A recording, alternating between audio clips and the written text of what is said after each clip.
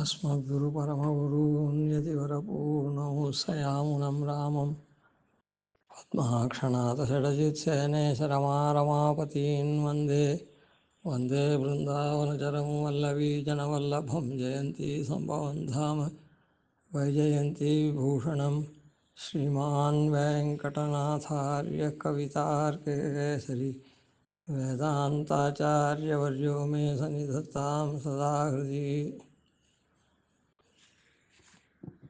வானேரப்போமளவும் வாழ்வார் சுவாமி தேசிகன் கிரந்தத்தில் இருந்து நாம் தெரிஞ்சுண்டு அதன்படி அனுஷ்டித்தோம்னா பிரபத்தியை எம்பெருமான் நமக்கு இங்குற்றிய நல்வாழ்வை அளிக்கிறான். அப்படிப்பட்ட நமக்கு என்ன பெருமை வருது அப்படின்னா, தேவதைகள்லாம் நம்ம வணங்குறா அப்படின்னு சொன்னார். அப்படிப்பட்ட பெருமை வாய்ந்த இந்த பிரபன்னனிடத்தில் தனக்கு எப்படி அமைய வேணும் அப்படின்னு சுவாமி தேசிகன் பிரார்த்திக்கிறார். அப்படின்னா நாமும் அந்த மாதிரி இருக்கணும்னு அர்த்தம். அந்த ஸ்லோகத்துக்கு நேற்று அர்த்தத்தை பார்த்துட்டோம். அதில் சில விஷயங்களை நாம் தெரிஞ்சுக்கணும். त्वय्याचार्यै विनिहितपरास्तावकारङ्गनाथ त्वत्कैङ्कर्यप्रवणमनसा त्वद्गुणास्वादमताः त्वय्येकस्मिन्नपि विजहतो मुक्तवत्सादनत्वं त्वच्छेषत्वस्वरसरसिकाः सूरयो मे स्वदन्ताम्. உன்னிடத்தில் ஆச்சாரியாளாலே பரத்தை சமர்ப்பிக்கப்பட்டுட்டவா, அதனால் அவள் உன்னை சேர்ந்தவாள் ஆயிட்டா. அதனால் அவள் என்ன பண்ணுறா, அவள் மனசு எப்பவும் உன்னிடத்திலேயே உன்னுடைய கைங்கரியத்திலேயே ஈடுபட்ட மனஸ்கரை உடையவாளாக இருக்கா. அதனால் எப்பவும் உன்னுடைய குணகணங்களையே ஸ்தோத்திரம் பண்ணுறவாளாக இருக்கா, அதையே அனுபவிக்கிறவாளாக இருக்கா. கைங்கரியம் பண்ணுறா, குணத்தை அனுபவித்து ஆனந்திக்கக்கூடியவாளாக இருக்கா. உன்னிடத்தில் முக்தாளை போல் அவளும் இருக்கா. எப்படின்னா, இங்கே இருக்கிற பத்தந்தான் உம்மை உபாயமாக நினைப்பான். மோட்சத்தை நல்கக்கூடிய பெறக்கூடியவனா, மோட்சத்தை அளிக்கக்கூடியவனாகவும் நீ தான் இருக்க, உபாயமாக இருக்க அப்படின்னு நினைப்பான். ஆனால் இங்கேருந்து மோட்சத்தை உன்னால் அளிக்கப்பட்டு போன முக்தன் நினைப்பானவன் மாதிரி நினைக்க மாட்டான். அதுபோல் இங்கேயே அவள் முக்தானுபூதி அனுபவிச்சுட்டு இருக்காளே, ஸ்வச்சேஷத்தை ஸ்வரச ரசிகாளாக இருந்துண்டு அவள் முக்தாளை போல் ஒன்றை உபாயன்னு கூட நினைக்கிறது இல்லை. இங்கே இருக்கிறவர்கள் உபாயம் நீ தான், ஆனால் அது நினைக்கிறது இல்லை. ஏன்னா அவளுக்கு அந்த ஆச்சாரியாளால் சமர்ப்பிக்கப்பட்டதுனால அவளுக்கு அவ்வளோ அதில் தார்டியமான எண்ணம் இருக்குது. நாம் மோட்சம் பெறப்போகிறோன்றதை பெற்றுட்டோம் அப்படின்னு இருக்குது. ஏன்னா இங்கேயும் பகவத் அனுபவம் பண்ணுறாளே, அதனால் இங்கேயே மோட்ச அனுபவம் வந்துடுத்து மாதிரி அப்படி அவள் உத்கட்டமாக இருக்கா. அதனால் உன்னை முக்தன்னே நினைக்கல. இன்னும் நமக்கு சரீரம் பாக்கி இருக்குது, அதனால் பெருமாள் அதெல்லாம் கொஞ்சம் உபாய ஸ்தானத்தில் இருந்து இதெல்லாம் பண்ணணுமே அப்படின்லாம் அதெல்லாம் கூட நினைக்கல. காரணம் என்னென்னா, ஆச்சாரியாளால் சமர்ப்பிக்கப்பட்டவாள் அந்த ஆச்சாரியனிடத்தில் உள்ள பிரதிபக்தியினாலே அப்படியே இதுவாக நிற்கிறா. உபாயமே மொத்தம் முடிஞ்சு போய் அவளுக்கு பலனே கிடச்சுட்டா மாதிரி. அப்படிப்பட்ட त्वच्छेषत्वस्वरस रसिकाः सूरयो मे स्वदन्ताம். எனக்கு அவள்லாம் இனியவர்களாக இருக்கணும். அவள்லாம் எப்படி? त्वच्छेषत्वம், உன்னுடைய சேஷத்துவம் இருக்குதே, உன்னிடத்தில் அடிமைத்தனத்தை விரும்பி பண்ணுறாளே, அதில் ரசிக்காளாக இருக்கா. ரசமான ரசிக்காளாக இருக்கா. சில பேர் ரசிகனாக இருப்பான். இப்போது அடிக்ட் ஆகிறானே ஏதோ லாகிரி வஸ்துக்கெல்லாம், அவன் கூட ரசிகன்தான். ரசிகனாக இருக்கவே தான் அத்தை அதுக்கு அடிக்ட் ஆகிறான். அது பிரயோஜனம் இல்லை, அவனுடைய ரசனை பிரயோஜனம் இல்லை. அதனால் அவன் ரசிகன்னா அது ரசிகனாகாது. சரி, அந்த ரசிகாளாக இருக்கா. ரசமான ரசிகாளாக இருக்கா. இப்போ ரசிகாள்னால் இந்த இடத்துல அந்த மாதிரி மாறுபட்டவாள் இல்லை, சாஸ்திரியமாக நடக்கிறாளே. தேசிகனின் அதாவது சாஸ்திரியமாக சாஸ்திரத்தில் சொன்னபடிக்கு. ஆனால் பெருமாள் தான் பகவான், அதாவது அந்தர்யாமியாக இருந்து அவன்தான் அவன் மூலமாக ஆராதிக்கப்படுறான், அவன்தான் பலன் தரான்னு தெரியாமல் அந்தந்த தேவதைகளே பலன் தரான் சாஸ்திரம் சொன்னதே அப்படின்னு நினச்சிட்டு இருக்காளே. அவள் பலன் பெறா, நஸ்வரமான பலன் பெறா, அல்பமாக பெறான்னா சொன்னோம். அவள் ரசிக்கா, அந்த பலனை ஏதோ அனுபவிக்கிறாள்.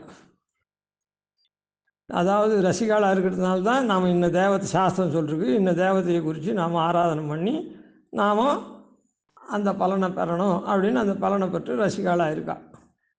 ரச ரசிகாள் அப்படின்றது என்னென்னா, இல்லை தேவத்தை ஆராதித்தோன்னா அந்த தேவத்தை சட்டஸ்தானத்தில் இருக்குது, எம்பெருமான் தான் அது உள்ளே இருந்து பலன் தரக்கூடியவன் தான், அவன் தான் ஆராதிக்கப்படுறவன்.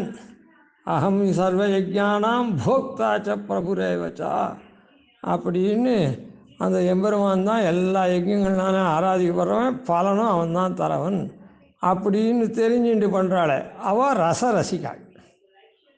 ஆனால் அவளுக்கு என்ன பலன் பூர்ணம் வந்துடுறதோ இல்லை, அதனால் ரச ரசிக்காள் அவள். இப்படி இருக்காளே, இப்படி இருக்கவாள் ஸ்வரச ரசிக்காள், ரொம்ப நல்ல ரசிக்காள். அதாவது எம்பெருமானையே பெறணும்னு ஆசைப்பட்டுட்டு அதுக்கப்புறம் எம்பெருமானை அங்கீகரிக்கப்பட்ட உடனே அவன் என்ன பண்ணுறான், தானாக நமக்கு கொடுக்குறான், நாம் கேட்காதையே கொடுக்குறான் நமக்கு நல்வாழ்வுங்க. அதனால் ரொம்ப நல்ல ரசிக்காளிவா, நல்ல ரச ரசிக்காள் அப்படின்னு. தொச்சேஷத்வஸ்வரச ரசிகா, அப்படிப்பட்ட சூரையோமே இங்கே இருக்கக்கூடிய நிலத்தேவராக இருக்காளே கிருத்தியாள், அவள் எனக்கு இனிக்கட்டும், இனியவர்களாகட்டும் அப்படின்னு சொல்கிறேன். ஏன் அந்த மாதிரி சொல்கிறே, அதுக்கு என்ன தாத்பரியம் அப்படின்னு சொன்னால், இப்போது ஒரு விஷயம் அதுக்கு முன்ன தெரிஞ்சுக்கணும். நாம்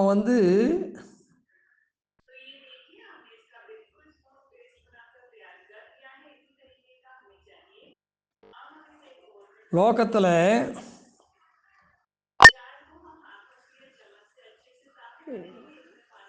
வர்ணாசிரம தர்மங்கள்லாம் பண்ணிட்டு இருக்கவா. அதான் ஒருத்தருக்கு பிறவி வந்ததுன்னா அது எந்த இடத்துல பிறவி வந்திருக்கோ அதுக்கு தகுந்தபடி சாஸ்திரத்தில் சொல்லிருக்க வர்ணாசிரமங்களை தர்மங்களை அனுசரித்து ஒழுகணும், அதான் நடக்கணும் நாம். அப்படி வர்ணாசிரம தர்மங்களை மீறி நடந்தாக்கா அதாவது கர்ம பிரஷ்டன் ஆகிடுறான். அதாவது கர்ம பிரஷ்டன்னா கர்மாவிலேருந்து நழுவிட்டான், கர்மத்தெல்லாம் விட்டுட்டான் அப்படின்னு அர்த்தம். அப்போது அந்த மாதிரி இருக்கவாளுக்கு சண்டாளத்துவம் வந்துடும், கர்ம சண்டாளன் அப்படின்னு. மொத்தம் 4 வர்ணம்தான், பிராமண க்ஷத்ரிய வைசிய சூத்ராள் அப்படின்னு 5 கிடையவே கிடையாது. ஆனால் 5ஆவது ஒன்று சண்டாளன்னு ஒன்று இருக்குது. எப்படி இருக்குது அது அப்படின்னு சொன்னால், இந்த நழுவினத்தினால் அவன் சண்டாளனாரான். சாஸ்திரத்தில் என்ன சொல்கிறதுன்னா, இன்னென்ன மாதிரியான காரியங்களை இன்னென்ன மாதிரி தாறுமாறாக பண்ணால் அவனுக்கெல்லாம் சண்டாளத்துவம் வருது அப்படின்னு. யார் யார் தன்னுடைய நிலைமையிலேருந்து நழுவுறானோ அவனுக்கு சண்டாளன், அந்த சண்டாளத்துவம் வருது.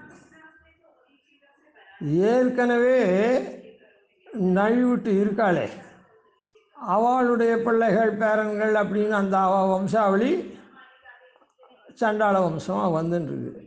அதுக்கு ஜாதி சண்டாளன்னு பேர். இப்போ இவன் கர்மத்தை நழுவலை, அந்த சண்டாளம் வீட்டில் ஜனிக்கக்கூடியதான ஒரு பாப்ப விசேஷம் சண்டாளம் வீட்டில் ஜனித்தான், அவ்வளோதானே தவிர இப்போ ஒருத்தன் சண்டாளம் வீட்டில் ஜனிச்சுட்டு இப்போ ஒருத்தன் இருக்கானே சண்டாளனா, அவன் இப்போது தன்னுடைய வர்ணாசிரம தர்மத்தை மீறிட்டு அவன் சண்டாளன் ஆகலை. அந்த இடத்துல பிறக்கக்கூடிய ஒரு பாப விசேஷம் இருந்ததே தவிர, கர்ம விசேஷம் இருந்ததே தவிர இப்போ அவன் ஒன்றும் பண்ணலை. அப்போது ஜாதி சண்டாளனை காட்டிலும் இவன் உயர்ந்தவனாக பிறந்து அந்த நிலைமையிலேருந்து நழுவிட்டானே, சண்டாளத்துவம் வருது. அதனால் அதுக்கு கர்மச்சண்டாளன். அதனால் கர்மச்சண்டாளன் இன்னும் ஒர்ஸ்ட்டு. சரிதானே? சரி, அப்படி இருக்குச்சே இந்த இடத்துல என்னென்னா, அதான் ஆழ்வார் சாய்க்கிற பாருங்க, குலந்தாங்கு சாதிகள் நாலிலும் கீழிந்து. குலந்தாங்கு சாதிகள் 4 தான் இருக்குது, பிராமண க்ஷத்ரிய வைசிய சூத்திரன்னு. அந்த 4லும் அவா மேலே இருக்க 1 இருக்கா, 2 இருக்கா, 3 இருக்கா, 4 இருக்கா, ஏதோ அது கீழிந்து அதுலேருந்து மட்டமாக அவள் சரித்திரமெல்லாம் பண்ணி அவளுடைய சச்சரித்திரப்படி நடக்காது, தர்மப்படி நடக்காமல் 4லும் கீழிந்து அவள் மட்டமான செய்கையை உடையவாளாக இருந்து நலந்தாங்கு சாதிகள் 4 எத்தனை நலந்தா நிலாத சண்டாளர்களாகிலும், என்னதான் நலமே இல்லாத சண்டாளர் ஆகிட்டாலும். அப்படின்னா என்ன அர்த்தம்னா, ஜாதி சண்டாளனை காட்டிலும் கர்ம சண்டாளன் இன்னும் மோசம். ஏன்னா இவனுக்கு உயர்த்தியான பிறவி பூர்வ ஜென்மத்து மூலமாக வந்திருக்குது. அதே அந்த சண்டாள குரூப்பில் பிறக்கிறானே அவனுக்கு ஏதோ ஒரு பாப்பத்தினால முன்னே போபழிய பாவத்தினால அந்த மாதிரி அங்கே பிறப்பு வந்துடுத்து. ஆனால் இவனுக்கு அப்படி இல்லை, ஒரு புண்ணிய விசேஷத்தில் நல்பிறவி வந்தே இவன் அடாத செயலெல்லாம் பண்ணி சண்டாளத்தை ஏற்றிருக்கான். அதனால்தான் குலந்தாங்கு சாதிகள் 4லும் கீழிந்து எத்தனை நலந்தா நிலாத சண்டாளர்களாகிலும். சண்டாளன் கர்மச்சண்டாளன் அந்த மாதிரி ஆனால் கூட வலந்தாங்கு சக்கர தண்ணல் மணிவண்ணற்காலென்னு உள்கலந்தார். அந்த சக்கரத்தை கையில் வச்சுட்டு இருக்கக்கூடிய எம்பெருமானுக்கான நன்மையை பயக்கக்கூடிய சக்கரத்தை கையில் வச்சுட்டு இருக்க எம்பெருமான் அவனுக்கு நான் அடியேன் அப்படின்னு ஆயிட்டான்னா, மணிவண்ணருக்கு ஆளென்னு உள்கலந்தார். அடியார் தம் அடியார் எம்மடிகளேன்னு அவன் என்ன அவனுடைய அடியாருன்னா அவள்லாம் எனக்கு சுவாமின்னு சொல்கிறேன். அந்த ரீதியில் இந்த மாதிரி கர்ம பிரஷ்டாளாக ஆயிருந்தால் கூட ஆச்சாரியன் அடைஞ்சி எம்பெருமானுக்கு தொய்யாச்சாரியை வினிகிதபராகா தாவகா ரங்கநாதா அப்படின்னு சொன்ன ரீதியில் மணிவண்ணனுக்கு ஆளுன்னு உள்கலந்தார். மணிவண்ணனுக்கு ஆளுன்னு ஆச்சாரியனால் எம்பெருமானோட கலக்கப்பட்டிருக்கா. அப்படிப்பட்டவ எனக்கு சுவாமின்னு சொன்னாரല്ലോ. அதனால் அப்படி இருக்கிற சூரிகள் எனக்கு இனிக்கட்டும்னு சொன்னேன். இப்போ சரி, இப்போ இதனால் என்ன ஏற்கனவே சொன்னது தானேன்னா இல்லை, இப்படி கர்மத்திலேருந்து நழுவிருக்காளே அவளோடலாம் சகவாசனாதிகள்லாம் வச்சுக்கக்கூடாதுன்னு சாஸ்திரம். சாஸ்திரம் என்ன சொல்கிறது, ஒருத்தன் கர்மத்திலேருந்து நழுவிட்டான்னா, அவனுடைய தர்மத்திலேருந்து நழுவிட்டான்னா, அவனுடைய வர்ணாசிரம தர்மத்திலேருந்து அவனோட சகவாசாதிகள்லாம் வச்சுக்கக்கூடாது அப்படின்னு சாஸ்திரம் சொல்கிறது. அது சாதாரணமாக கர்மத்துக்கு ஆட்பட்டவர்கள். இது விசேஷி ஆத்ம உபாயத்தை ஆத்மாவை எம்பெருமானுக்கு சமைச்சுட்டானே அவன் விஷயத்தில் இது எக்ஸம்ஷன். அதனால் அவன்லாம் கர்ம பிரஷ்டனாச்சே, அவனோட நாம் சேரக்கூடாது அப்படின்னு போயிடக்கூடாது. அதான் மே ஸ்வதந்தாம், அவள் எனக்கு இனிவர்களாகட்டும் அப்படின்னு பெருமாளை பிரார்த்திக்கிறார். சாதாரணமாக இருந்தால் சரணாகதி பண்ணிக்கலன்னா அவன் கர்மத்தை விட்டு ஒழிச்சவனால அவனோட சகவாசாதிகள்லாம் வச்சுக்கூடாது. இத்தனை நாள் அவன் அந்த மாதிரி இருந்தான்னு வச்சு ஒருத்தன் ஒரு 50 வயசு வரையும் சரணாகதி பண்ணிக்கல இந்த மாதிரி கர்மத்தை விட்டு ஒழிச்சவன் இருக்கான்னா அப்போல்லாம் அவனோட சகவாசாதிகள்லாம் பண்ணக்கூடாது. ஆனால் அதுக்கப்புறம் நாஸ்திக புறான்ற ரீதியில் இதுவரையில் அந்த மாதிரி இருந்தால் இப்போ பரநியாசம் பண்ணி இந்த மாதிரி ஆயிட்டான்னா அப்போது அவனோட அவனை கௌரவமாக நடத்தும். இந்த இனியவர்களாகட்டும், அவளை வெறுக்கக்கூடாது, இவன் கர்ம பிரஷ்டன் அது இதுன்னு சொல்லிட்டு. சரி, அதனால் என்னன்னா அவனோட தொழுமினீர் கொடுமின் கொள்மின்னு அவனுக்கு பகவத் அனுபவத்தை கொடுக்கலாம், அவனிடத்துலேருந்து பகவத் அனுபவத்தை வாங்கலாம். அதுவரையில் அவனை கௌரவிக்கணும். அவன் சண்டாளன் நீச்சன் அப்படின்லாம் அவனை தூஷிக்கக்கூடாது, அந்த கௌரவமாக நடத்தணும். அதுதான் பண்ணலாமே தவிர மற்றபடி அவனிடத்துல எந்த சம்பந்தம் வச்சுக்கூடாது. அதனால தான் என்ன சம்பந்தம் வச்சுக்கூடாதுன்றது இதனால் வந்துடுத்து. இதனால் வர்ணாசிரம தர்மத்தினால நன்னா தெரிஞ்சுடுத்து. நம்ம அப்படி தான் நடந்துட்டுருக்கோம், அப்படி தான் நடக்கணும், அப்படி தான் நடந்துட்டுருக்கா. இப்போ அவன் பெருமாள் ஆசிரிச்சுட்டான்னா அந்த விதத்தில் அவனை கௌரவிக்கணும். அதே மற்றத்துக்கெல்லாம் அது இல்லை, ஏன்னா அவன் கர்மத்தை விட்டு நழுவினவன். அதனால் சூரிய அதை சுதந்தான்னு சொன்னேன். இதுலேருந்து நாம் என்ன தெரிஞ்சுக்கணும்னா, நமக்கு யார் தான் சரணாகதனாக நம்ம ஆயிட்டோம்னா கூட நமக்கு உள்ள தோஷங்கள்லாம் பெருமாள் போக்கி மோட்சம் கொடுப்பான். இங்கேயும் அவன் கைங்கரியம் கொடுப்பான் நமக்கு. அப்படின்னு இருந்தாலும் நம்முடைய எல்லை என்னவோ அந்த வரையில் தான் கைங்கரியம் பண்ணணும். இந்த கைங்கரியம் வர்ணாசிரம தர்ம சரீர பிரயுக்தமான கைங்கரியம். இந்த லோகத்தில் இருக்கிற கைங்கரியம் மொத்தம் நமக்கு பிரபத்தி ஆகிடுதே அப்படின்னு சொல்லிட்டு நாம் எந்த கைங்கரியத்தை வேணாலும் உடனே எடுத்து பண்ணிடக்கூடாது. எனக்கு என்ன அப்படின்னு சொல்லிட்டு அவள் கூப்பிட்டாள்னா கூட நாம் என்ன பண்ணணும், நம்முடைய தன்மைக்கு தகுந்த மாதிரி நாம் அந்த ஏன்னா இங்கே இருக்கிற கைங்கரியங்கள்லாம் வர்ணாசிரம தர்மத்தை ஒட்டின கைங்கரியம். அதனால அதுக்கு தகுந்தா போல நடந்துக்கணும். நாம் அவள் நம்ம இடத்துல பகுமானித்து நம்ம பற்றி தெரியாமல் சரி இவன் பிரபன்னன் அப்படின்னு சொல்லி எதனா ஒரு கைங்கரியத்தை நமக்கு சக்கியம் இல்லாத கைங்கரியத்தை கொடுத்தா நாம் அதுலேருந்து விலகி தான் நிற்கணும். அதுதான் பிரபன்னனுக்கு லட்சணம். இந்த பிரபன்னனை இன்னொரு பிரபன்னன் எப்படி அவனை ஏற்றணும், அதாவது மதிப்பாக நடக்கணும்ன்றது அது அங்கே சொல்லப்பட்டது. இந்த பிரபன்னனுக்கு தான் எந்த லெவலில் இருக்கானோ தன்மையில் அதுபடி நிற்கணும் அப்படின்றதும் இதுலேருந்து தெரிஞ்சுக்கணும்.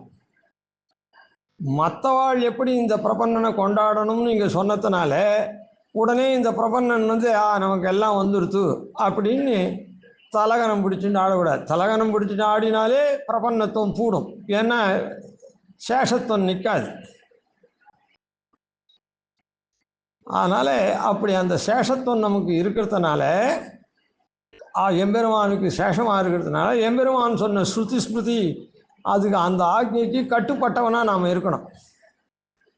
மற்றவாள்லாம் எப்படி இவனை கொண்டாடணும் நம்ம அப்படின்றத அங்கே சொல்லப்பட்டது. இதையும் அதையும் போட்டு கொஞ்சம் குழப்பிக்கக்கூடாது. அதனால் நமக்கு என்ன உண்டோ அதே மாதிரி இந்த விஷயத்தில் 45ஆம் பட்ட விஷயங்கள் திருவடி ஆசிரியச்சவாள் ஒரு தம்பதிகள்.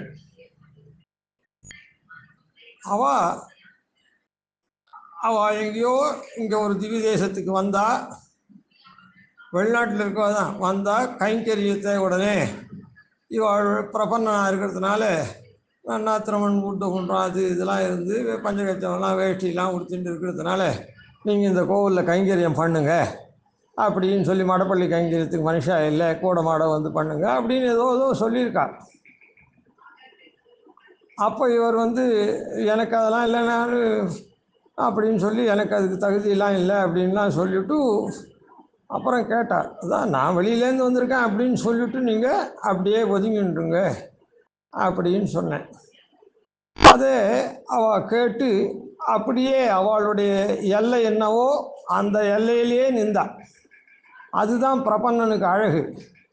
அவள் கேட்குறா, கேட்டாக்கா உடனே நமக்கு என்ன நாமும் தான் வசதியாக போச்சு அவளும் தான் கேட்டா அப்படின்னு பண்ணிடக்கூடாது. நாம் எம்பெருமானுடைய ஆக்ஞைக்கு கட்டுப்பட்டவனாக இருக்கணும்.